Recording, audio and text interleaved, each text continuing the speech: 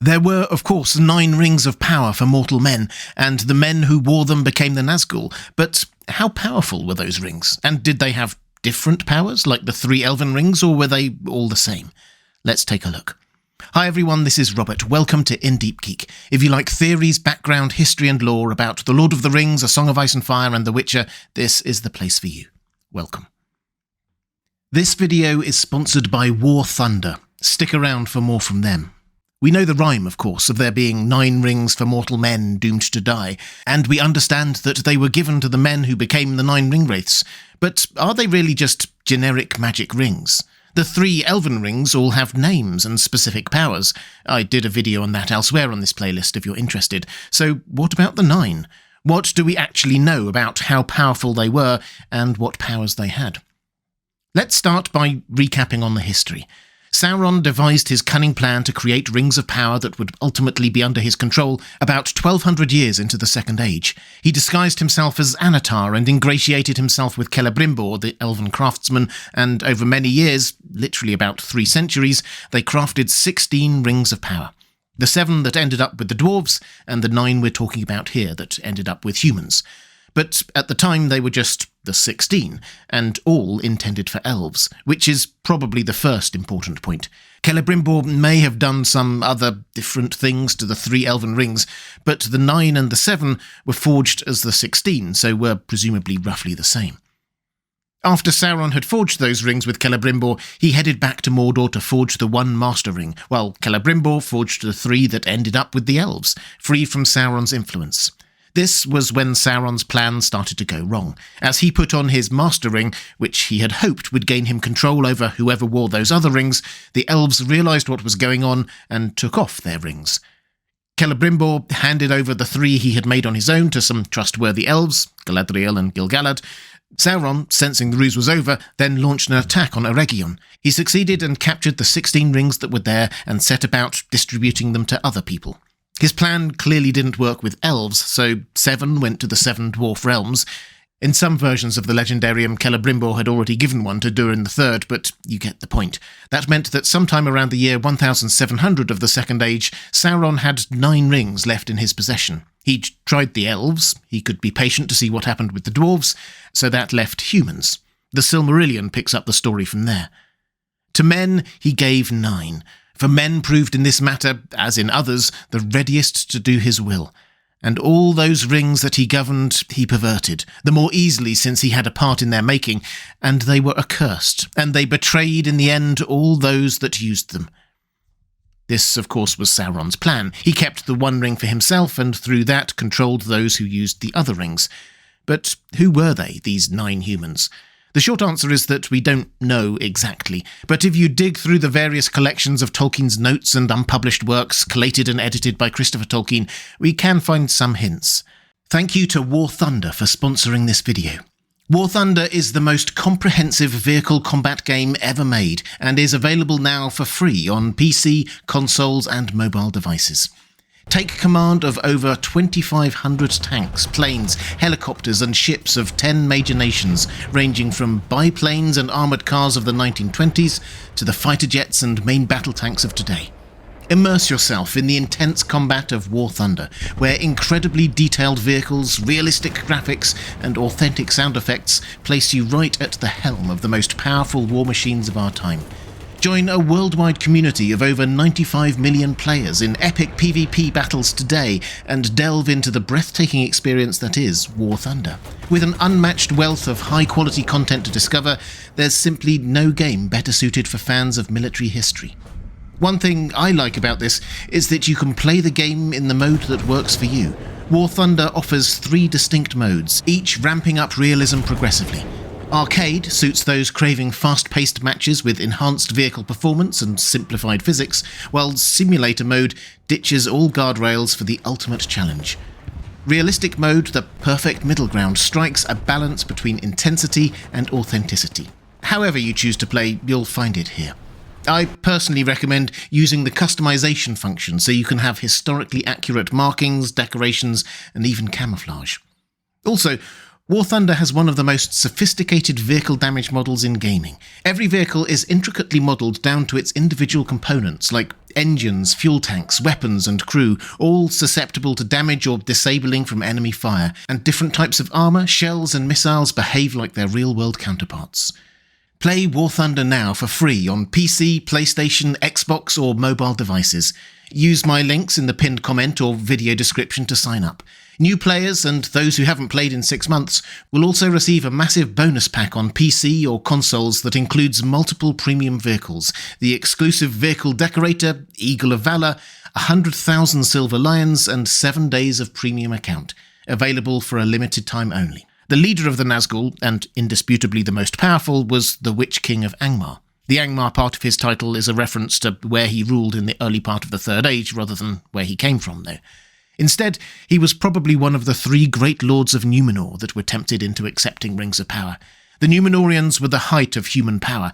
Even millennia later, Aragorn's superhuman lifespan and abilities stems largely from his heritage, so it makes sense that the most powerful of the new ring-bearers was Numenorian.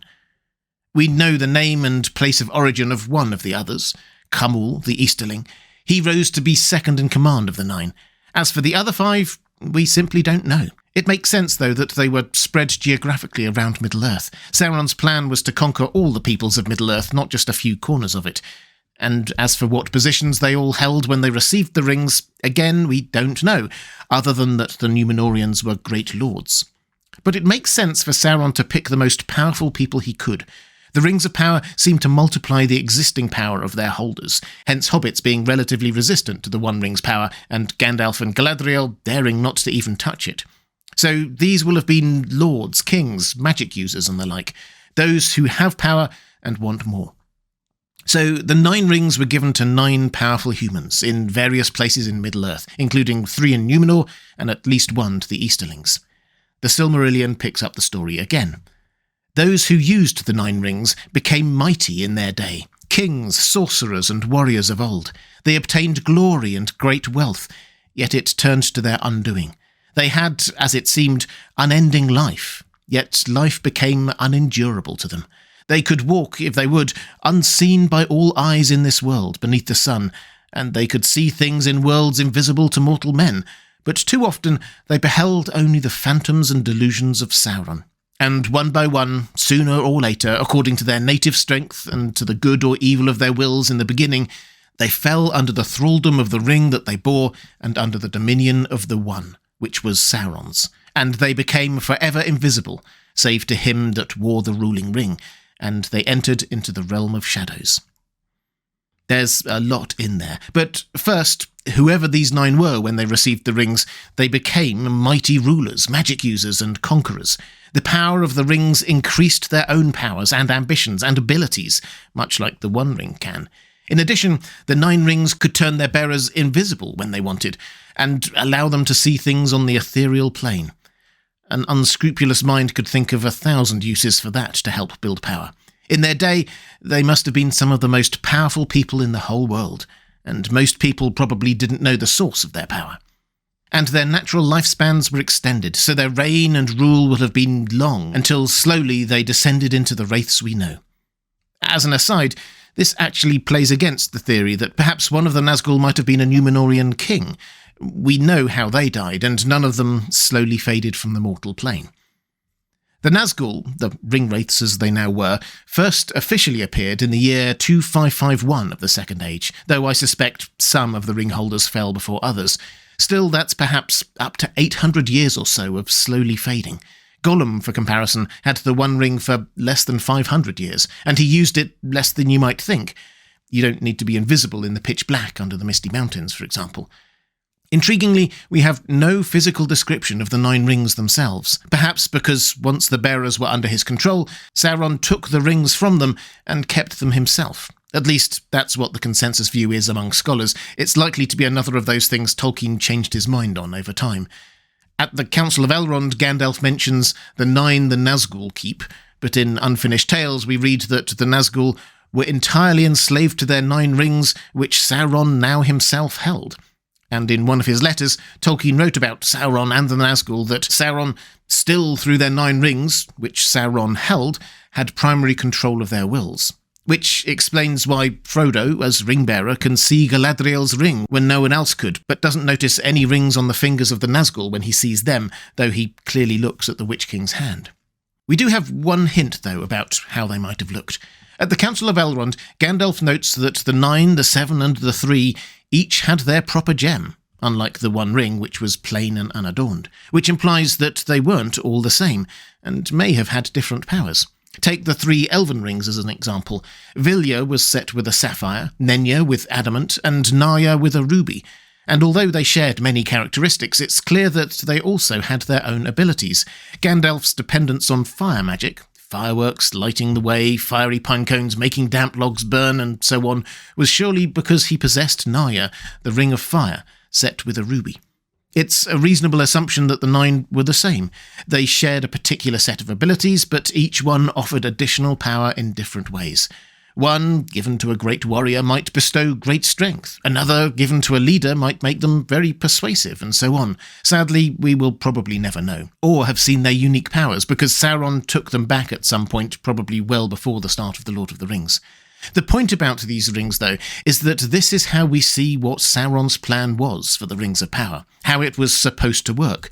The 3 elven rings escaped the taint of his personal involvement in their forging, the 7 dwarven lords proved more resistant to the ring's powers than anticipated, but the 9 rings, this was what Sauron intended. More of East and South Middle-earth fell under his control, Numenor fell into increasing decline, other nations weakened. Surely much of this was down to the power of those rings, and the ring-bearers being under the control of Sauron. That was what he wanted to happen to the elves in the first place. If we're looking for a distilled version of Sauron's plan, this is it. Humans were more susceptible to a lust for power than elves or dwarves, and so ultimately they came under the ring's control more easily. For a long time, they must have thought that they were in control, but once they realised, it was too late. The tragedy of the 9 rings and their bearers is that it wasn't Sauron forcibly taking control of the ringholders, it was them and their desire for power that led to their own end. And that's it for this video. But before you go, please make sure to check out today's sponsor, War Thunder, and blow up some tanks. Play the game now for free on PC, PlayStation, Xbox or mobile, using my links in the pinned comment or video description. Those of you who haven't played War Thunder yet or are returning after a break of at least 6 months will receive a massive bonus pack on PC and consoles, including premium vehicles, 100,000 silver lions, and 7 days of premium account for a limited time only. If you'd like to see more Lord of the Rings videos, please click on the link on the left of your screen. Or if you'd like to support this channel, thank you. There's a link to my Patreon page on the right of your screen. That's all for this time. Thanks for watching. I'll see you again soon.